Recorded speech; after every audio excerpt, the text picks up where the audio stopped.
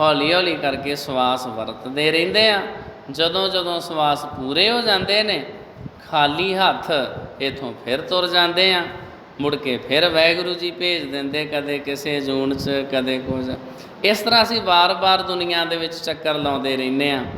जिन्हां दी यात्रा सफली हो जावे उन्हां दा अकाल पुरख वाहिगुरू जी आवागौण दा जम्मण मरण दा जिहड़ा चक्कर आ ਉਹ ਸਾਧ ਸੰਗਤ जी ਖਤਮ कर ਦਿੰਦੇ ਹਨ। ਰਹੋ विचार।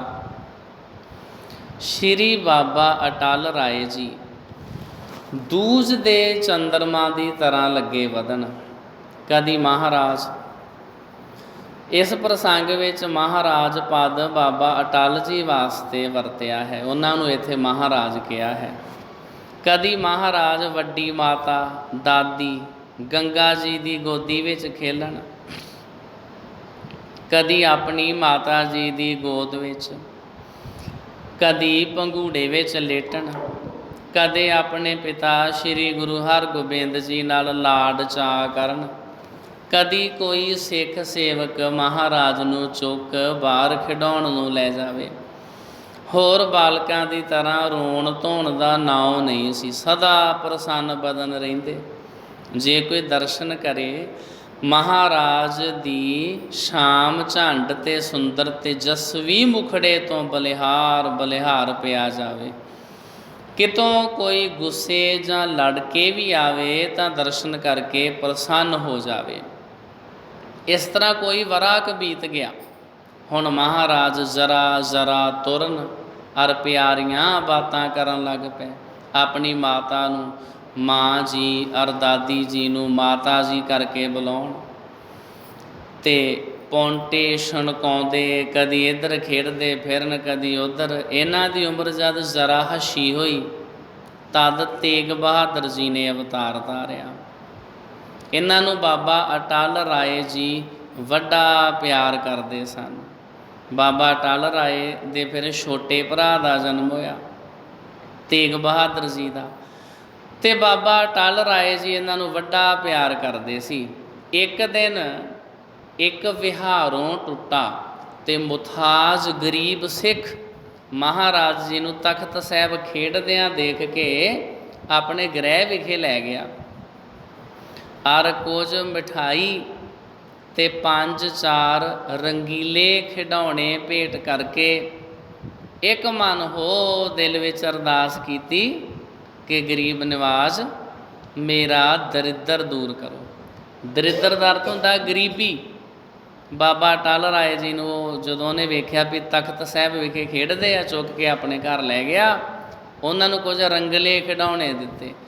पुराने समय विच लक्कड़ दे भी खिडौने हुंदे सी, उन्हां दे उत्ते रंग फेरिया हुंदा सी। बड़े प्यार नाल बेनती की जी मेरा दरिद्र दूर करो, मेरी गरीबी दूर करो। थोड़े चिर ही करतार दी कला कुछ अजही वरती कि उसदे घर लहर बहर हो गई। जद महाराज 5 बरसां दे हो गए तां श्री गुरु हरगोबिंद जी ने भाई बुढ़े जी नूं सौंपिया, भाई इन्हां नूं गुरमुखी पढ़ाओ। बाबा जी बेनती करन लगे कि मैं दास इस सुते प्रकाश बालक नूं की सिखावां। पर हुक्म मन के अखर बोध श्री अटल राय जी नूं करवा दिता। और माता नानकी जी ने जप जी हज़ारे दे शब्द रहरास और कीर्तन सोला आतक बाणियां कंठ करवा दित्तियां। बाबा अटल राय जी दे माता जी ने इन्नियां बाणियां अपने पुत्र नूं कंठ करवा दित्तियां। इस नूं इह सिक्ख्या मिलदी भी मावां दा भी फर्ज बनदा वो अपने बच्चों नूं अपनी गोदी दे च लैके बैठन ते प्यार दे नाल गुरु दी बाणी पढ़िया करन जां सुनिया करन। इन्हां चीज़ां दा बच्चे दे जीवन दे उत्ते असर हुंदा वा। ते असीं खुद नहीं, असीं वड्डे जिहड़े बच्चिआं दे माता पिता वा उन्हां नूं जपजी साहिब दा पाठ नहीं शुद्ध करना आउंदा ते बच्चिआं नूं असीं की सिखाउणा वा। साडे वो बच्चिआं दे बस फिर जी 15-20 साल एवें लंघ जाते हैं, कोई नहीं सिक्ख्या दिती। कदे उन्होंने कोल बिठा के जपजी साहिब का पाठ ना सिखाया ना उन्होंने कोलों सुनिया। तो जदों फिर बच्चे हो जाते आ 20 साल के लगभग ਉਦੋਂ ਲੋਕ ਫਿਰ ਲੱਭਦੇ ਫਿਰਦੇ ਆ, ਉਹ ਜੀ ਸ਼ਾਮਾਂ ਹੋ ਗਈਆਂ, ਸਾਡਾ ਕਾਕਾ ਨਹੀਂ ਘਰ ਆਇਆ। ਵੀ ਕਾਕੇ ਨੂੰ ਅੱਗੇ ਕਿਹੜਾ ਰਹਿ ਰਾਤ ਦੇ ਸਮੇਂ ਤੁਸੀਂ ਕੋਲ ਬਿਠਾ ਕੇ ਪਾਠ ਕਰਦੇ ਸੀ। ਕਾਕੇ ਵੱਲ ਤੇ 20 ਸਾਲ ਧਿਆਨ ਦਿੱਤਾ ਹੀ ਨਹੀਂ, ਅਤੇ ਹੁਣ ਕਾਕੇ ਵਿਚਾਰੇ ਦੇ ਜੋ ਮਨ 'ਚ ਆਇਆ ਉਹਨੇ ਉਧਰਲੇ ਪਾਸੇ ਤੁਰੇ ਫਿਰਨਾ। ਇਸ ਵਾਸਤੇ ਮਾਤਾ ਪਿਤਾ ਦਾ ਵੀ ਫਰਜ਼ ਬਣਦਾ ਵੀ ਉਹ ਬੱਚਿਆਂ ਨੂੰ ਗੁਰਬਾਣੀ ਬੜੇ ਪਿਆਰ ਨਾਲ ਆਪਣੇ ਕੋਲ ਬਿਠਾ ਕੇ ਸਿਖਾਉਣ, ਤਾਂ ਕਿ ਉਹਨਾਂ ਦੇ ਉੱਤੇ ਚੰਗਾ ਅਸਰ ਹੋਵੇ।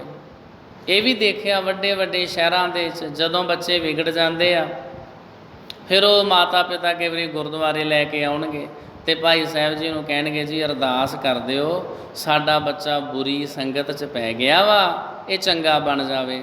ਇਹਨੂੰ ਜਦੋਂ ਬੁਰਾ ਬਣਾਉਣ ਵਾਸਤੇ 20 ਸਾਲ ਲਾਏ ਨੇ, ਅਤੇ ਭਾਈ ਸਾਹਿਬ ਦੇ ਕੋਲ ਕਿਹੜਾ 8ਵੇਂ ਪਾਤਸ਼ਾਹ ਵਾਲੀ ਛੜੀ ਆ ਵੀ ਜਿਹੜੀ ਉਹਦੇ ਸਿਰ ਦੇ ਉੱਤੇ ਰੱਖ ਦੇਣੀ ਅਤੇ ਉਹਦਾ ਉਸੇ ਵੇਲੇ ਅਸਰ ਹੋ ਜਾਣਾ। ਇਸ ਤਰ੍ਹਾਂ ਜਿਹੜੇ ਜੀਵਨ ਨੇ ਉਹ ਹੌਲੀ ਹੌਲੀ ਬਣਦੇ ਨੇ, ਇੱਕੇ ਦਮ ਨਾ ਕਿਸੇ ਦਾ ਜੀਵਨ ਵਿਗੜਦਾ ਅਤੇ ਨਾ ਕਿਸੇ ਦਾ ਜੀਵਨ ਬਣਦਾ। ਸਹਿਜੇ ਹੋਤਾ ਜਾਏ ਸੋ ਹੋਏ। ਬਾਬਾ ਅਟਲ ਰਾਏ ਜੀ ਆਪਣੇ ਮਾਤਾ ਪਿਤਾ ਪਿਤਾਮਾ ਦੀ ਤਰ੍ਹਾਂ ਅੰਮ੍ਰਿਤ ਵੇਲੇ ਉੱਠ ਕੇ ਸਭ ਵੱਡਿਆਂ ਨੂੰ ਨਮਸਕਾਰ ਕਰਦੇ, ਫਿਰ ਇਸ਼ਨਾਨ ਆਦਿਕ ਥੋਂ ਵੇਲੇ ਉਹ ਸ਼੍ਰੀ ਜਪਜੀ ਸਾਹਿਬ ਦਾ ਪਾਠ ਕਰਦੇ, ਅਰ ਸਮਾਧ ਲਗਾ ਬਹਿੰਦੇ। ਜਦ ਦਿਨ ਚੜ੍ਹਦਾ ਤਾਂ ਸ਼੍ਰੀ ਹਰਿਮੰਦਰ ਜੀ ਆਉਂਦੇ, ਦਰਸ਼ਨ ਕਰਕੇ ਪਿਤਾ ਜੀ ਨੂੰ ਨਮਸਕਾਰ ਕਰਕੇ ਸੂਰਜ ਚੜ੍ਹੇ ਇੱਕ ਦੋ ਸੇਵਕਾਂ ਨੂੰ ਨਾਲ ਲੈ ਕੇ ਆਪਣੀਆਂ ਹਮ ਝੋਲੀਆਂ ਨਾਲ ਪਰਿਕਰਮਾ ਵਿੱਚ ਖੇਡਣ ਚਲੇ ਜਾਂਦੇ, ਪਰਿਕਰਮਾ ਵਿੱਚ ਖੇਡਣ ਚਲੇ ਜਾਂਦੇ। ਜਦ ਸਵਾ ਪਹਿਰ ਦਿਨ ਚੜ੍ਹਦਾ ਅਰ ਲੰਗਰ ਵਰਤਣ ਦਾ ਵੇਲਾ ਹੋ ਜਾਂਦਾ ਤਾਂ ਆਪਣੇ ਮਿੱਤਰਾਂ ਨੂੰ ਨਾਲ ਲੈ ਕੇ ਦੀਵਾਨ ਵਿੱਚ ਚਲੇ ਆਉਂਦੇ, ਲੰਗਰ ਵਰਤਨ ਪਿੱਛੋਂ ਮਹਿਲੀ ਚਲੇ ਜਾਂਦੇ, ਅਰ ਦੁਪਹਿਰੇ ਕੁਝ ਆਰਾਮ ਕਰਕੇ ਫਿਰ ਤੀਸਰੇ ਪਹਿਰ ਖੇਡ ਮਚਾਉਂਦੇ। ਬਾਬਾ ਅਟਲ ਜੀ ਲੁਕਣ ਮੀਟੀ ਖੇਡਣ, ਲੁਕਣ ਮੀਟੀ ਜਿਹਨੂੰ ਹਾਈਡ ਐਂਡ ਸੀ ਕਹਿ ਦਿੰਦੇ ਆ, ਲੁਕਣਾ ਛਿਪਣਾ, ਲੁਕਣ ਮੀਟੀ ਖੇਡਣ। ਕਦੀ ਖਿੱਦੋ ਖੂੰਡੀ, ਉਹ ਖਿੱਦੋ ਮਾਈਆਂ ਮਾਤਾਵਾਂ ਬੀਬੀਆਂ ਸਾਡੀਆਂ ਘਰੇ ਬਣਾ ਦਿੰਦੀਆਂ ਸੀ, ਜੋ ਪੁਰਾਣੇ ਲੀੜੇ ਕੱਪੜੇ ਵਧੇ ਕੱਪੜੇ ਸੂਟ ਸੀ ਕੇ ਟੋਟੇ ਉਹ ਸਾਰੇ ਇਕੱਠੇ ਕਰਕੇ ਉਹਨਾਂ ਦਾ ਖਿੱਦੋ ਬਣਾ ਦੇਣਾ, ਉੱਤੇ ਪਿੜੀਆਂ ਪਾ ਦੇਣੀਆਂ। ਕਦੀ ਦੌੜਨ, ਕਦੀ ਮਹਾਰਾਜ ਮਿੱਟੀ ਦੀਆਂ ਛੋਟੀਆਂ ਛੋਟੀਆਂ ਗੋਲੀਆਂ ਬਣਾ ਕੇ ਇੱਕ ਦੂਸਰੇ ਵੱਲ ਚਲਾਉਣ, ਅਰ ਕਦੀ ਅੱਧੇ ਸਖੇ ਇੱਕ ਪਾਸੇ ਅਰ ਅੱਧੇ ਇੱਕ ਪਾਸੇ ਕਰਕੇ ਝੂਠੀ ਲੜਾਈ ਲੜਨ, ਮਾਨੋ ਯੁੱਧ ਦੀ ਸੱਤਾ ਭਰਨ ਦਾ ਨਮੂਨਾ ਦੱਸਦੇ ਹਨ। ਖੇਲਨ ਖੇਲੈ ਅਨਕ ਪ੍ਰਕਾਰਾ, ਸੰਗ ਬਾਲਕਨ ਸ਼ੋਰ ਕਰਾਰਾ। ਉਹ ਨਿੱਕੇ ਬੱਚੇ ਰਲ ਮਿਲ ਕੇ ਮਿੱਟੀ ਅਤੇ ਆਦਿਕ ਦੇ ਵਿੱਚ ਖੇਡਦੇ ਸੀ। ਮਿੱਟੀ ਦੇ ਵਿੱਚ ਵੀ ਸਾਧ ਸੰਗਤ ਜੀ ਬਹੁਤ ਜ਼ਿਆਦਾ ਤਾਕਤ ਆ। ਅੱਜ ਦੇ ਸਮੇਂ ਵਿੱਚ ਤੇ ਜਿਹੜੀ ਨੈਚੁਰੋਪੈਥੀ ਉਹਦੇ 'ਚ ਮੰਨਿਆ ਜਾਂਦਾ ਮਿੱਟੀ ਖਾਣੀ ਵੀ ਬੁਰੀ ਨਹੀਂ ਆ, ਬਸ ਉਹ ਸਾਫ ਸੁਥਰੀ ਹੋਣੀ ਚਾਹੀਦੀ ਆ। ਉਹਦੇ ਨਾਲ ਵੀ ਸਰੀਰ ਨੂੰ ਕਈ ਤੱਤ ਮਿਲਦੇ ਨੇ। ਅਗਰ ਕਿਸੇ ਨੂੰ ਲੱਗ ਜਾਵੇ ਬਿਜਲੀ ਕਰੰਟ, ਹੋਰ ਕੁਝ ਵੀ ਨਾ ਲੱਭੇ, ਲੋਕ ਉਹਨੂੰ ਮਿੱਟੀ 'ਚ ਦੱਬ ਦਿੰਦੇ। ਅਗਰ ਕਿਸੇ ਨੂੰ ਲੜ ਜਾਵੇ ਸੱਪ, ਹੋਰ ਕੁਝ ਵੀ ਨਾ ਲੱਭੇ, ਬਸ ਛੇਤੀ ਛੇਤੀ ਮਿੱਟੀ ਘੋਲ ਕੇ ਉਹਦੇ ਸਰੀਰ 'ਤੇ ਲੇਪ ਕਰ ਦਿਓ, ਉਹਦੇ ਨਾਲ ਵੀ ਅਸਰ ਹੁੰਦਾ। ਮਿੱਟੀ ਦੇ ਬੜੇ ਸਰੀਰ ਨੂੰ ਫਾਇਦੇ ਹੁੰਦੇ ਨੇ। ਉਹ ਬੱਚਿਆਂ ਨੇ ਮਿੱਟੀ ਵਿੱਚ ਖੇਡਣਾ, ਲਿਬੜੇ ਤਿਬੜੇ ਨਿਆਣੇ ਮਿੱਟੀ 'ਚ, ਉਹਨਾਂ ਨੂੰ ਮਾੜੇ ਮੋਟੇ ਰੋਗ ਤਾਂ ਲੱਗਦੇ ਹੀ ਨਹੀਂ ਸੀ। ਹੁਣ ਅਸੀਂ ਆਪਣੇ ਬੱਚਿਆਂ ਨੂੰ ਮਿੱਟੀ ਲੱਗਣ ਨਹੀਂ ਦਿੰਦੇ, ਜਿਹਦਾ ਕਰਕੇ ਉਹਨਾਂ ਨੂੰ ਕਈ ਤਰ੍ਹਾਂ ਦੇ ਰੋਗ ਲੱਗ ਜਾਂਦੇ। ਉਹਨਾਂ ਵਿੱਚ ਰੋਗਾਂ ਦੇ ਨਾਲ ਲੜਨ ਦੀ ਸ਼ਕਤੀ ਹੀ ਖਤਮ ਹੋ ਜਾਂਦੀ ਆ। ਅਤੇ ਪਰਿਕਰਮਾ ਦੇ ਵਿੱਚ ਬੱਚੇ ਖੇਡਦੇ ਆ।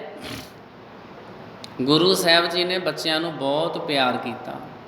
ਗੁਰੂ ਅੰਗਦ ਸਾਹਿਬ ਜੀ ਮਹਾਰਾਜ ਤੇ ਬੱਚਿਆਂ ਨੂੰ ਆਪ ਖਿਡਾਉਂਦੇ ਹੁੰਦੇ ਸੀ। ਸ਼ਾਮ ਨੂੰ ਆਪ ਬਹਿ ਜਾਣਾ ਗੁਰੂ ਅੰਗਦ ਸਾਹਿਬ ਜੀ ਮਹਾਰਾਜ ਨੇ, ਦੂਸਰੇ ਗੁਰੂ ਜੀ ਨੇ ਬੱਚਿਆਂ ਨੂੰ ਕਹਿਣਾ ਸਾਡੇ ਸਾਹਮਣੇ ਕੁਸ਼ਤੀਆਂ ਕਰਕੇ ਵਿਖਾਓ, ਕੁਸ਼ਤੀਆਂ ਕਰਵਾਉਣੀਆਂ, ਖੇਡਾਂ ਖਿਡਾਉਣੀਆਂ, ਨਾਲੇ ਉਹਨਾਂ ਨੂੰ ਊੜਾ ਐੜਾ ਵੀ ਪੜ੍ਹਾਉਣਾ, ਗੁਰਮੁਖੀ ਵੀ ਪੜ੍ਹਾਉਣੀ।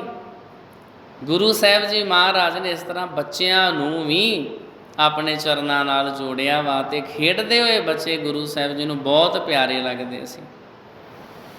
ਇਸ ਤਰ੍ਹਾਂ ਸਾਧ ਸੰਗਤ ਜੀ ਰਹੋ ਵਿਚਾਰ। ਕਦੀ ਮਾਤਾ ਨਾਨਕੀ ਇਹਨਾਂ ਨੂੰ ਖੇਡ ਵਿੱਚੋਂ ਬੁਲਾ ਭੇਜਦੇ ਔਰ ਰੁਮਾਲ ਨਾਲ ਧੂੜ ਭਰੇ ਅੰਗ ਪੂੰਝ ਕੇ ਸਿੱਖਿਆ ਦੇਵੇ, ਹੇ ਮੇਰੇ ਲਾਲ, ਦੂਰ ਖੇਡਣ ਨਾ ਜਾਓ। ਇਹ ਗਰੀਖਮ ਰੁੱਤ ਮਤਲਬ ਗਰਮੀ ਦੀ ਰੁੱਤ ਬੜੀ ਭਿਆਨਕ ਹੁੰਦੀ ਹੈ ਔਰ ਕਈ ਤਰ੍ਹਾਂ ਦੀਆਂ ਲੋਆਂ ਚੱਲਦੀਆਂ ਹਨ। ਪਿਤਾ ਜੀ ਨਾਲ ਜਾਓ ਜਾਂ ਲਓ ਤੇਗ ਬਹਾਦਰ ਜੀ ਨੂੰ ਇੱਥੇ ਬੈਠ ਕੇ ਖਿਡਾਓ, ਆਪਣੇ ਛੋਟੇ ਭਰਾ ਕੋਲ ਬੈਠ ਇਹਨੂੰ ਖਿਡਾ। ਮਾਤਾ ਇਹ ਕਹਿੰਦੀ ਮਹਾਰਾਜ ਦੀ ਸੁੰਦਰ ਮੂਰਤੀ ਦੇ ਪ੍ਰੇਮ ਵਿੱਚ ਐਸਾ ਮਗਨ ਹੋਵੇ ਜੋ ਅੱਖੀਆਂ ਵਿੱਚੋਂ ਜਲ ਚੱਲਣ ਲੱਗ ਪਵੇ, ਖੁਸ਼ੀ ਨਾਲ, ਪਿਆਰ ਨਾਲ। ਕਿਉਂਕਿ ਹੁਣ ਸ੍ਰੀ ਗੁਰੂ ਹਰਗੋਬਿੰਦ ਸਾਹਿਬ ਜੀ ਮਹਾਰਾਜ ਦੇ ਬੱਚੇ ਨੇ ਅਤੇ ਕਿੰਨੇ ਪਿਆਰੇ ਨੇ। ਜਦੋਂ ਬਾਬਾ ਅਟਲ ਰਾਏ ਜੀ ਨੂੰ ਮਾਤਾ ਜੀ ਨੇ ਕਹਿਣਾ ਵੀ ਆਪਣੇ ਛੋਟੇ ਭਰਾ ਤੇਗ ਬਹਾਦਰ ਦੇ ਕੋਲ ਬਹਿ ਕੇ, ਪਹਿਲਾ ਨਾਮ ਸੀ ਤੇਗ ਮੱਲ, ਇਹਨਾਂ ਦੇ ਕੋਲ ਬਹਿ ਕੇ ਇਹਨਾਂ ਨੂੰ ਖਿਡਾ, ਅਤੇ ਮਾਤਾ ਜੀ ਦੀਆਂ ਅੱਖਾਂ ਵਿੱਚ ਪਿਆਰ ਦੇ ਹੰਝੂ ਆ ਜਾਣੇ। ਤਦ ਮਹਾਰਾਜ ਮਾਤਾ ਦੀ ਸਿੱਖਿਆ ਸੁਣ ਕਦੀ ਤਾਂ ਆਪਣੇ ਪਿਤਾ ਜੀ ਦੀ ਉਂਗਲ ਫੜ ਕੇ ਦੀਵਾਨ ਵਿੱਚ ਚਲੇ ਆਉਣ ਔਰ ਕਦੀ ਤੇਗ ਬਹਾਦਰ ਜੀ ਨੂੰ ਹੀ ਖਿਡਾਉਣ ਲੱਗ ਜਾਣ। ਇੱਕ ਦਿਨ ਬਾਬਾ ਜੀ ਸਵੇਰ ਵੇਲੇ ਸਖੀਆਂ ਨਾਲ ਪਏ ਖੇਡਦੇ ਸਨ। ਜੋ ਇੱਕ ਸਖੇ ਰਤਨ ਨਾਮੇ ਨੇ ਬਾਬਾ ਜੀ ਨੂੰ ਆਪਣੇ ਅੱਗੇ ਖੜਿਆ ਹੋਇਆਂ ਦੇਖ ਧੱਕਾ ਚਾ ਦਿੱਤਾ। ਡਿੱਗ ਤਾਂ ਪਏ ਪਰ ਸੱਟ ਦਾ ਬਚਾਅ ਹੋ ਗਿਆ। ਖੇਡਦੇ ਸੀ ਬੱਚੇ। ਇੱਕ ਦਿਨ ਉਹਨਾਂ ਦਾ ਇੱਕ ਸਖਾ ਸੀ, ਸਾਥੀ ਸੀ, ਉਹਦਾ ਨਾਂ ਸੀ ਰਤਨ। ਉਹਨੇ ਬਾਬਾ ਅਟਲ ਰਾਏ ਜੀ ਨੂੰ ਧੱਕਾ ਮਾਰ ਦਿੱਤਾ। ਬਾਬਾ ਜੀ ਡਿੱਗ ਤੇ ਪਏ, ਸੱਟ ਤੋਂ ਬਚਾਅ ਹੋ ਗਿਆ। ਉੱਠ ਕੇ ਉਸ ਸਖੇ ਨੂੰ ਸੁਭਾਵਕ ਕਿੰਨਾ ਇੰਨਾ ਹੀ ਕਿਹਾ, ਓਏ ਬਾਵਰੇ ਮਿੱਤਰ ਨੂੰ ਇਸ ਤਰ੍ਹਾਂ, ਓਏ ਬਾਵਰੇ ਮਿੱਤਰ ਨੂੰ ਇਸ ਤਰ੍ਹਾਂ ਧੱਕਾ ਦੇਈਦਾ ਹੈ, ਪਾਗਲਾ ਆਪਣੇ ਦੋਸਤ ਨੂੰ ਇਸ ਤਰ੍ਹਾਂ ਧੱਕਾ ਮਾਰੀਦਾ। ਬਾਬਾ ਜੀ ਦਾ ਇਹ ਕਹਿਣਾ ਸੀ। ਜੋ ਉਹ ਮੁੰਡਾ ਤਾਂ ਸ਼ੁਦਾਈ ਹੋ ਗਿਆ, ਕੱਪੜੇ ਪਾੜ ਦਿੱਤੇ, ਸਿਰ ਖਲੇਰ ਲਿਆ, ਕਦੇ ਹੱਸੇ ਕਦੇ ਗਾਲੀਆਂ ਦੇਵੇ ਔਰ ਢੀਮਾਂ ਚੁੱਕ ਚੁੱਕ ਮਾਰੇ। ਬਾਬਾ ਜੀ ਔਰ ਬਾਕੀ ਦੇ ਲੜਕੇ ਤਾਂ ਲੰਗਰ ਦਾ ਸਮੇਂ ਦੇਖ ਦੀਵਾਨ ਵਿੱਚ ਚਲੇ ਆਏ ਸਨ, ਪਰ ਉਹ ਉੱਥੇ ਹੀ ਪਾਗਲਾਂ ਦੀ ਤਰ੍ਹਾਂ ਇੱਧਰ ਉੱਧਰ ਫਿਰਦਾ ਰਿਹਾ। ਜਦ ਉਸ ਦੇ ਪਿਓ ਹਰ ਜੀ ਨੂੰ ਸਭ ਗੱਲ ਦਾ ਪਤਾ ਲੱਗਾ ਤਾਂ ਉਹ ਤੀਸਰੇ ਪਹਿਰ ਬਾਬਾ ਜੀ ਦੀ ਸ਼ਰਨ ਆਇਆ ਔਰ ਬੇਨਤੀ ਕੀਤੀ, ਹੇ ਦੀਨ ਦਿਆਲ, ਮੇਰਾ ਤਾਂ ਇਹੋ ਹੀ ਇੱਕੋ ਅੱਖੀਆਂ ਦਾ ਚਾਨਣ ਹੈ, ਇਸ ਦੀ ਭੁੱਲ ਖਿਮਾ ਕਰੋ। ਬਾਬਾ ਜੀ ਇਹ ਗੱਲ ਸੁਣ ਹੈਰਾਨ ਹੋਏ ਕਿ ਹੈਂ, ਇਸ ਨੂੰ ਇਹ ਕੀ ਹੋ ਗਿਆ। ਫੇਰ ਹੱਸ ਕੇ ਉਸ ਮੁੰਡੇ ਵੱਲ ਦੇਖਿਆ ਔਰ ਕਿਹਾ, ਕਿਉਂ ਬਈ ਰਤਨਾ, ਕੀ ਖਬਰ ਹੈ। ਮਹਾਰਾਜ ਦਾ ਇਹ ਕਹਿਣਾ ਹੀ ਸੀ ਜੋ ਉਹ 9/9 ਹੋ ਗਿਆ। ਇਹ ਗੱਲ ਸ਼੍ਰੀ ਅੰਮ੍ਰਿਤਸਰ ਜੀ ਵਿੱਚ ਸਾਰੇ ਉੱਡ ਗਈ ਔਰ ਲੱਗੀ ਬਾਬੇ ਜੀ ਦੀ ਕੀਰਤੀ ਫੈਲਣ। ਹੁਣ ਤਾਂ ਕਈ ਤਰ੍ਹਾਂ ਦੇ ਰੋਗੀ ਬਾਬੇ ਜੀ ਪਾਸ ਖੇਡ ਵੇਲੇ ਭੇਟਾ ਲੈ ਕੇ ਆਉਣ ਔਰ ਮਹਾਰਾਜ ਦੀ ਚਰਨ ਧੂੜ ਜਾਂ ਐਵੇਂ ਹੀ ਕਿਰਪਾ ਦ੍ਰਿਸ਼ਟੀ ਨਾਲ ਰਾਜੀ ਹੋ ਕੇ ਚਲੇ ਜਾਣ ਔਰ ਬਾਬਾ ਜੀ ਜੋ ਉਹ ਭੇਟਾ ਲਿਆਉਣ ਆਪਣੇ ਸਖਿਆਂ ਨੂੰ ਵੰਡ ਛੱਡਣ। ਬਾਬਾ ਜੀ ਇਸ ਤਰ੍ਹਾਂ ਰੋਜ਼ ਬਚਿੱਤਰ ਚਰਿੱਤਰ ਕਰਦੇ ਹੋਏ 9 ਬਰਸ ਦੇ ਹੋ ਗਏ। ਮਹਾਰਾਜ ਨੂੰ ਉਂਝ ਤਾਂ ਸਭੇ ਆਪਣੇ ਸਖੇ ਹੀ ਪਰੇ ਸਨ, ਪਰ ਸਭ ਤੋਂ ਵੱਧ ਬਾਬਾ ਜੀ ਮੋਹਨ ਨਾਮੇ ਸਖੇ ਨਾਲ, ਜਿਸ ਦੇ ਪਿਤਾ ਨੂੰ ਬਾਬਾ ਜੀ ਦੇ ਅਵਤਾਰ ਧਾਰਨ ਪਰ ਸਤਿਗੁਰਾਂ ਦਾ ਵਰ ਹੋਇਆ ਸੀ ਔਰ ਬਾਬਾ ਜੀ ਤੋਂ ਕੋਈ 10 ਕੁ ਮਹੀਨੇ ਉਮਰਾਂ ਵਿੱਚ ਛੋਟਾ ਸੀ, ਹਿੱਤ ਕਰਦੇ ਸਨ। ਖੇਡ ਵਿੱਚ ਵੀ ਇੱਕ ਪਾਸੇ ਦੇ ਆਪ ਮੋਹਰੀ ਬਣਦੇ ਔਰ ਦੂਸਰੇ ਪਾਸੇ ਦਾ ਇਸ ਨੂੰ ਬਣਾਉਂਦੇ। ਇੱਕ ਦਿਨ ਬਾਬਾ ਜੀ ਨੇ ਤੀਸਰੇ ਪਹਿਰ ਬੜੀਆਂ ਖੇਡਾਂ ਖੇਡੀਆਂ ਔਰ ਜਦ ਸੰਧਿਆ ਵਿੱਚ ਥੋੜ੍ਹਾ ਚਿਰ ਰਿਹਾ ਤਾਂ ਖਿੱਦੋ ਖੂੰਡੀ ਦੀ ਖੇਡ ਸ਼ੁਰੂ ਕਰ ਦਿੱਤੀ। ਅੱਧੇ ਲੜਕੇ ਮੋਹਨ ਪਾਸੇ ਕਰ ਦਿੱਤੇ ਔਰ ਅੱਧੇ ਆਪਣੇ ਵੱਲ, ਔਰ ਸ਼ਰਤ ਲਗਾ ਦਿੱਤੀ, कि जिस पासे दे लड़के हारन वो दूसरे पासे दे लड़कियां नूं चुक के श्री हरमंदर जी की परिक्रमा कराउण। खेड मच गई। इधरों बाबे जी दे पासे दा खिडारी खिद्दो नूं खूंडी मारे, उधरों मोहन दे पासे दे। जिस पासे दे लड़के दी खूंडी जदों खिद्दो नूं ना लगे तद वो हारिया होया समझिया जावे और बैठ जावे। खेड इत्थों तक मची कि डूंगी संध्या पै गई और अंत ये होया कि मोहन दे पासे दे मुंडे सब हार गए और जित बाबा जी दे नां ते रही। हुण तां अटल राय जी दे साथी लग गए खुशियां मनाउण। अंधेरा तां हो ही गया होया सी। हारिया होया कहा कि असी कल परिक्रमा करावांगे। बाबे जी दे साथी मन्नण ना, क्योंकि उदों अज वर्गी परिक्रमा थोड़ी हुंदी सी हरमंदर साहिब दी, वो कच्ची परिक्रमा हुंदी सी। ते वो बच्चे कहण लगे भी कल नूं परिक्रमा करावांगे, तुहानूं अपने मोढियां ते इत्थे चुक के पिठ दे उत्ते। बाबा जी दे साथी मन्नण ना, और जद बाबा जी भी सवेर ही कही तद सब प्रसन्न हो अपने अपने घरां नूं चले गए। और मोहन होरी भी बाबे जी नाल लोढ़े वेले अंत दी खेड खेड घर नूं गए और घर आ प्रसाद छक माता पिता नाल प्यारियां प्यारियां गल्लां कर विराजमान हो गए। ओह भावी तू भी संसार विच अजब अजब रंग करनी है, हसदियां नूं एक घड़ी विच रुवा देना तेरा ही काम है। भावी दा कुदरत दा रब दे कौतक, वसदियां नूं उजाड़ देना तेरा ही हाथ खेल है। चंगा भला आदमी होवे पर तू ऐसा धर्म धक्का देवेगी जो सब उसनूं धर्म द्वारे ही पहुँचा धीरज करेंगी। प्रबल भी तू ऐडी है कि रंक तो राजे गरीब तो राजे तीक सब उत्ते तेरा पानी चढ़दा है। इसे भावी ने मोहन नूं थोड़ी जही रात रही उठाया कि हुण उठ इक्को वेरी निसल हो के सौ।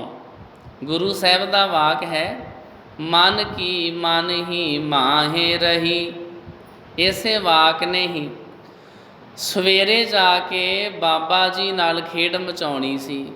वो मोहन इहो ही रात सोच के सुता सी भी सवेर होवेगी मैं ते मेरे सारे साथी, क्योंकि साडे सिर वारी आ मीटी आ, असी सारे अपने साथियां नूं अपनी पिठ दे उत्ते चुक के हरमंदर साहिब की परिक्रमा करावांगे, क्योंकि असी हारे होए हैं।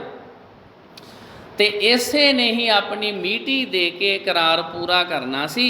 पर शोक कि इहो ही मोहन चीता भजाउण वास्ते पिछली रात उठिया, कोई चीता आ गया सी और उठदे नूं ही एक ऐसे यम रूप सप ने डंगिया कि पछाड़ जा पिया, मूहों हे गुरु निकलिया और शरीर रूपी कला विगड़ गई। ਇਹ हे गुरु ਦੀ ਦਰਦਨਾਕ ਆਵਾਜ਼ ਉਸ ਦੀ ਮਾਤਾ ਦੇ ਕੰਨੀ ਪਈ, ਕਿਉਂਕਿ ਗੁਰੂ ਦੇ ਬੱਚੇ ਨਾਲ ਖੇਡਦਾ ਸੀ ਤਾਂ ਕਰਕੇ ਉਹਦੇ ਮਰਨ ਲੱਗੇ ਤੇ ਮੂੰਹ ਵਿੱਚੋਂ ਨਿਕਲਿਆ हे गुरु। ਤੇ ਉਸ ਦੀ ਮਾਤਾ ਦੇ ਕੰਨੀ ਪਈ ਜੋ ਉਸ ਦੇ ਕੋਲ ਦੇ ਮੰਜੇ ਉੱਤੇ ਸੀ। ਸੁਣਦਿਆਂ ਹੀ ਅੱਬੜ ਭਾਂਦੀ ਉੱਠੀ, ਦੇਖੇ ਤਾਂ ਮੋਹਨ ਮੰਜੇ ਉੱਤੇ ਹੈ ਨਹੀਂ। हथ पैर पै गए। पुराने समय की पंजाबी जिन्हों असी अज कह दें हत्थां पैरां दी पै जानी। हथ पैर पै गए। दीवा जगाया, डिठा कि अखियां दा चानण तां धरती उत्ते बिसुद्ध घड़ियां पलां ते पिया है। देखदियां ही सते सुद्धां भुल गईयां। मूँह चों चीक निकली कि हाय मैं मर गई, और लगी जिगर दे टोटे नूं हिलाउण बुलाउण। भला हुण वो कित्थों बोले। इन्ने नूं गुरमुख वो बच्चे दा पिता और होर संबंधी जाग उठे। देखण मोहन दा शरीर पीली भा वाली पलत्तन विच रंगिया गया है और मूँह तो लहू जारी है। ਅੱਖੀਆਂ ਤਾਰੇ ਲੱਗਣ ਵਾਲੀਆਂ ਹਨ। ਭਲਾ ਗੁਰਮੁਖ ਦਾ ਇਸ ਵੇਲੇ ਦਾ ਹਾਲ ਕੌਣ ਕਹਿ ਸਕਦਾ ਸੀ। ਜਿਸ ਵਿਚਾਰੇ ਦੇ ਇੱਕੋ ਪੁੱਤਰ ਬੁੱਢੇ ਵਾਰੇ ਹੈ ਸੀ, ਉਹ ਵੀ ਬੁਢੇਪੇ 'ਚ ਹੋਇਆ ਸੀ ਇਹ ਬੱਚਾ, ਅਰ ਲਿਆ ਤਾਂ ਉਹ ਵੀ ਸਤਿਗੁਰਾਂ ਦੇ ਵਰ ਕਰਕੇ। ਸੋ ਵਿਚਾਰਾ ਲੱਗ ਪਿਆ ਵਿਰਲਾਪ ਕਰਨ। ਬਾਕੀ ਦੇ ਸੰਬੰਧੀਆਂ ਵਿੱਚ ਕੋਈ ਕਿਸੇ ਹਕੀਮ ਵੱਲ, ਕੋਈ ਕਿਸੇ ਮਾਂਦਰੀ ਵੱਲ, ਮੰਤਰ ਪੜ੍ਹਨ ਵਾਲੇ ਵੱਲ ਦੌੜਿਆ। ਪਹਿਲੇ ਤਾਂ ਰਾਤ ਦਾ ਵੇਲਾ ਮਿਲਣਾ ਵੀ ਮੁਸ਼ਕਲ, ਔਰ ਫਿਰ ਐਸੇ ਸ਼ਹਿਰ ਵਿੱਚ ਜਿਸ ਨੂੰ ਵਸਿਆ ਅਜੇ ਕੋਈ 50 ਵਰੇ ਵੀ ਨਹੀਂ ਸੀ ਹੋਏ। ਅਜੇ ਸ਼ਹਿਰ ਵੀ ਨਵੇਂ ਵਸਿਆ ਸੀ ਅੰਮ੍ਰਿਤਸਰ। ਕੋਈ ਵੇਲੇ ਸਿਰ ਨਾ ਬੌੜਿਆ। ਔਰ ਜੇ ਕੋਈ ਚੰਗਾ ਭਲਾ ਨੇੜਿਓਂ ਤੇੜਿਓਂ ਆਇਆ ਵੀ ਤਾਂ ਉਸਨੇ ਆਉਂਦਿਆਂ ਹੀ ਦੇਖ ਕੇ ਕਹਿ ਦਿੱਤਾ ਕਿ ਇਲਾਜ ਮੁਸ਼ਕਲ ਹੈ, ਇਸ ਨੂੰ ਜ਼ਹਿਰ ਚੜ੍ਹ ਗਿਆ ਹੈ। ਜਿਸ ਕੀ ਪੂਜੈ ਔਧ ਤਿਸੈ ਕੌਣ ਰਾਖਈ, ਬੰਧਕ ਅਨਕ ਉਪਾਵ ਕਹਾਂ ਲੋ ਭਾਖਈ। ਜਦੋਂ ਕਿਸੇ ਦੀ ਉਮਰ ਹੀ ਪੂਰੀ ਹੋ ਜਾਵੇ ਉਦੋਂ ਫਿਰ ਸਾਧ ਸੰਗਤ ਜੀ ਕੋਈ ਕਿਸੇ ਨੂੰ ਬਚਾ ਨਹੀਂ ਸਕਦਾ। ਭਾਵੇਂ ਕਿੰਨੀਆਂ ਵੀ at a time medical facilities ਮਿਲ ਜਾਣ, ਉਹਦਾ ਬਚਣਾ ਮੁਸ਼ਕਲ ਹੋ ਜਾਂਦਾ। ਕਈ ਵਾਰੀ ਬੰਦੇ ਮਲਟੀ ਸਪੈਸ਼ਲਿਟੀ ਹੌਸਪੀਟਲ ਦੇ 'ਚ ਪਏ ਹੋਏ ਦਮ ਤੋੜ ਜਾਂਦੇ ਨੇ। ਕੁਝ ਲੋਕਾਂ ਨੂੰ ਆਕਸੀਜਨ ਦਾ ਸਿਲੰਡਰ ਲੱਗਿਆ ਹੋਇਆ ਤਾਂ ਵੀ ਮਰ ਜਾਂਦੇ ਨੇ। ਜਿਹਦੀ ਉਮਰ ਪੂਰੀ ਹੋ ਜਾਵੇ ਉਹਨੂੰ ਫਿਰ ਕੋਈ ਬਚਾ ਨਹੀਂ ਸਕਦਾ। ਹੁਣ ਤਾਂ ਕੀ ਬਸ ਕਾਵਾਂ ਰੌਲਾ ਅਤੇ ਸਾਰੇ ਘਰ ਵਿੱਚ ਰੋਣਾ ਪਿੱਟਣਾ ਪੈ ਗਿਆ। ਆਂਢੀ ਗੁਆਂਢੀ ਪਿਆਣ ਇਕੱਠੇ ਹੋਏ। ਮੋਹਨ ਦੀ ਮਾਂ ਤਾਂ ਕੁਝ ਰੋ ਹੀ ਰਹੀ ਸੀ। ਹੁਣ ਤਾਂ ਆਤ ਦੁਖੀ ਹੋ ਲੱਗ ਪਈ ਉੱਚੀ ਉੱਚੀ ਵਿਰਲਾਪ ਕਰਨ। ਔਰ ਗੁਰਮੁਖ ਹੋਰੀ ਪੀ ਧੀਰਜ ਦਾ ਡੱਕਾ ਮੂੰਹ ਅੱਗੇ ਦੇ ਲੱਗ ਗਏ ਅੱਖੀਆਂ ਤੋਂ ਜਲ ਵਹਾਉਣ। ਔਰ ਮਨ ਵਿੱਚ ਕਹਿਣ, ਉਹ ਪੁੱਤਰ ਤੈਨੂੰ ਤਾਂ ਮੈਂ ਗੁਰੂ ਕਿਰਪਾ ਨਾਲ ਲਿਆ ਸੀ, ਕਿ ਹੁਣ ਕਿਤੇ ਗੁਰੂ ਜੀ ਦੀ ਕਰੋਪੀ ਤਾਂ ਨਹੀਂ ਹੋ ਗਈ ਜੋ ਤੂੰ ਮਰ ਗਿਓ। ਮੋਹਨ ਦੀ ਮਾਤਾ ਦੇ ਵਿਰਲਾਪ ਇੱਕ ਕਵੀ ਜੀ ਇਉਂ ਲਿਖਦੇ ਹਨ। ਦੋਹਰਾ ਬਿਰਦਾਪਨ ਮੈਂ ਏਕ ਸੁਤ, ਸ਼ੀਨ ਲੀਨ ਕਰਤਾਰ। ਅਹੋ ਦੈਵਗਤ ਕਿਆ ਕਹੈ, ਚਲਤ ਨ ਕੋ ਉਪਚਾਰ। ਮੋਹਨ ਦੀ ਮਾਤਾ ਕਹਿ ਰਹੀ ਸੀ ਵੀ ਮੇਰਾ ਬੁੱਢੀ ਉਮਰ ਦੇ ਵਿੱਚ ਇੱਕੋ ਹੀ ਪੁੱਤਰ ਸੀ, ਉਹ ਵੀ ਪਰਮਾਤਮਾ ਨੇ ਖੋਹ ਲਿਆ। ਪਰਮਾਤਮਾ ਦੇ ਅੱਗੇ ਕਿਸੇ ਦਾ ਜ਼ੋਰ ਥੋੜ੍ਹੀ ਚੱਲਦਾ। ਛੰਦ ਹੇ ਪੁੱਤਰ ਅਤ ਮਤ ਵੰਦ, ਤੂੰ ਕਿਤ ਗਇਓ ਹਮ ਸ਼ੋਰ। ਅਨਿਆਏ ਅਬ ਘਰ ਈਸ਼ ਕੇ, ਦੁਖ ਦੇਤ ਪੁੱਤਰ ਵਿਸ਼ੋਰ। ਹਮ ਹੂੰ ਮਰੇਂਗੇ ਸੰਗ ਸੁਤ, ਨਹਿ ਦੀਨ ਸੁਖ ਜਗ ਮਾਹੇ। ਹੇ ਪੁੱਤਰ ਅਤ ਦੁਖ ਦੇ ਗਇਓ, ਹਮ ਤੋਹਿ ਹਿਤ ਬਿਲ ਲਾਹੇ। ਗੁਰਬਾਣੀ ਦਾ ਬਚਨ ਆ, ਬਾਲਕ ਮਰੈ ਬਾਲਕ ਕੀ ਲੀਲਾ, ਕਹਿ ਕਹਿ ਰੋਵਹਿ ਬਾਲ ਰੰਗੀਲਾ। ਇੱਧਰੋਂ ਸ਼੍ਰੀ ਬਾਬਾ ਟਲ ਰਾਏ ਜੀ ਉੱਠੇ। ਆਪਣੀ ਸਾਰੀ ਰੋਜ਼ ਦੀ ਕਿਰਿਆ ਸਾਧ ਜਦ ਦਿਨ ਚੜ੍ਹਿਆ ਤਾਂ ਦੀਵਾਨ ਦਾ ਦਰਸ਼ਨ ਕਰ ਖੂੰਡੀ ਲੈ ਖੇਡ ਵਾਲੀ ਥਾਂ ਆ ਗਏ। ਸਾਰੇ ਮੁੰਡਿਆਂ ਨੂੰ ਜੋ ਅੱਗੇ ਤੋਂ ਹੀ ਬਾਬਾ ਜੀ ਨੂੰ ਉਡੀਕ ਰਹੇ ਸਨ, ਆਪ ਨੂੰ ਦੇਖ ਇਉਂ ਖੁਸ਼ੀ ਚੜ੍ਹੀ ਜਿਕਰ ਚਕੋਰ ਚੰਦਰਮਾ ਨੂੰ ਦੇਖ ਕੇ ਪ੍ਰਸੰਨ ਹੁੰਦੇ ਹਨ। ਸਾਰਿਆਂ ਨਮਸਕਾਰ ਕੀਤੀ। ਬਾਬਾ ਜੀ ਸਾਰਿਆਂ ਸਖਿਆਂ ਨੂੰ ਦੇਖ ਆਖਣ ਲੱਗੇ ਵੀ ਅੱਜ ਐਨਾ ਦਿਨ ਚੜ੍ਹ ਗਿਆ, ਮੋਹਨ ਅਜੇ ਤੱਕ ਨਹੀਂ ਆਇਆ, ਕੀ ਸਬੱਬ? ਵਿੱਚੋਂ ਇੱਕ ਜਣਾ ਬੋਲ ਉੱਠਿਆ, ਹਾਂ ਜੀ ਠੀਕ ਹੈ, ਉਸ ਦੇ ਸਿਰ ਕੱਲ੍ਹ ਮੀਟੀ ਹੋਈ ਸੀ, ਅੱਜ ਹੂਟਿਆਂ ਤੋਂ ਡਰਦਾ ਹੀ ਨਹੀਂ ਆਇਆ ਹੋਣਾ ਜੀ। ਦੂਜਾ ਬੋਲਿਆ, ਨਹੀਂ ਨਹੀਂ, ਅੱਗੇ ਕਦੀ ਡਰਿਆ ਹੈ? ਉਹ ਹੂਟਿਆਂ ਤੋਂ ਡਰਦਾ ਨਹੀਂ ਰਹਿਣ ਵਾਲਾ, ਉਸ ਨੂੰ ਜ਼ਰੂਰ ਕੋਈ ਕੰਮ ਬਣ ਗਿਆ ਹੋਣਾ ਹੈ। ਤੀਜੇ ਕਿਹਾ, ਹੋਵੇ ਨਾ ਹੋਵੇ, ਅਸੀਂ ਹੁਣੇ ਚੱਲ ਕੇ ਸੱਦ ਲਿਆਉਂਦੇ ਹਾਂ। ਗੱਲ ਕੀ ਹੈ? ਉਹ ਨੇੜੇ ਜਿਹਾ ਤਾਂ ਘਰ ਹੈ। ਅਟਲ ਰਾਏ ਜੀ ਵੀ ਇਹ ਸਭ ਸੁਣ ਰਹੇ ਸਨ। ਆਪਣੇ ਤੀਜੇ ਮਿੱਤਰ ਦੀ ਗੱਲ ਮਨ ਵਿੱਚ ਬਹੁਤ ਭਾਈ। ਅਰ ਸਦਵਾ ਭੇਜਿਆ ਹੀ ਜੋਗ ਸਮਝਿਆ। ਝੱਟ ਇੱਕ ਆਪਣੇ ਟਹਿਲੀਏ ਨੂੰ ਮਹਾਰਾਜ ਨੇ ਸੱਦਣ ਵਾਸਤੇ ਆਗਿਆ ਕੀਤੀ। ਉਹ ਉਸੇ ਵੇਲੇ ਦੌੜਿਆ ਗਿਆ। ਮੋਹਨ ਦੇ ਘਰ ਜਾ ਕੇ ਡਿੱਠਾ ਕਿ ਰੋਣਾ ਪਿੱਟਣਾ ਪਿਆ ਹੋਇਆ ਹੈ। बाहर बूहे ते ही मर्द इकट्ठे होए हुए हैं, जिन्हां विचों कई अपने अपने नेत्रां थों जल दा प्रवाह वहा रहे हैं, और कई उस करतार दा खेल चुप चान सूरत एक हैरानगी जही विच हो के देख रहे हैं कि हे ईश्वर की सी ते की हो गया। पर घर दा अंदर तां बस एक यमराज दी पूरी हो रही है। बेचारियां इस्त्रियां ने अपना विकराल रूप बना के कांवां रौली पाई हुई पिटदियां सिर खोंदियां और हाल हाल करदियां हन। सिख बेचारा भौंदल गया, हैरान घर तो थोड़ी दूर ही खलो गया और लगा सोचन के हैं इन्हां दे घर की भाना वरत्या, और मैं ये गल पुछां तां किहदे कोलों पुछां। पर इन्ने नूं कोलों एक आदमी लंघिया, उस कोलों पुछया तद उसने कहा कि बेचारे मोहन नूं इस तरह राती एक सर्प ने डंगिया और वो चढ़ाई कर गया। उस बेचारे दियां ये गल्लां सुन के सते सुद्धां भुल गईयां और खड़े दा खड़ा ही रह गया। पर जद एक दो पल पिछों अपने आप विच आया तां पिछां मुड़िया और मन विच लगा कहन कि जे मैं जानदा भाई करतार दा सद्दा मेरे थों पहले ही आ चुका होया है तां मैं कास नूं आउंदा। मैं बाबा जी नूं जाके की कहांगा, भाई तुहाडा मित्र पूरा हो गया है। जे मैं ये गल कही तां बड़े चिंतांतर अते दुखी होणगे, चंगा है कि मैं ना कहां। इन्ना ही गिणतियां विच हरमंदर जी दी परिक्रमा विच आ पहुंचिया। बाबा जी दे सखे उसनूं दूरों ही देख आपस विच गल्लां करन लग पए। एक ने कहा नहीं आया, दूजे कहा नहीं जे मोहन ना आउंदा तां ये क्यों आउंदा, वो पिछे पिछे जरूर आउंदा होना है। इहो जिहियां गल्लां करदे सन जो सिख नेड़े आ पुज्जा। हुण तां सब अगे हो के मिले, भाई मोहन दी खबर पुछीए।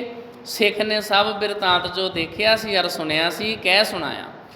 ये गल सुनाउण दी ढिल सी जो सब चितरियां मूर्तियां वांगू हक्के बक्के रह गए।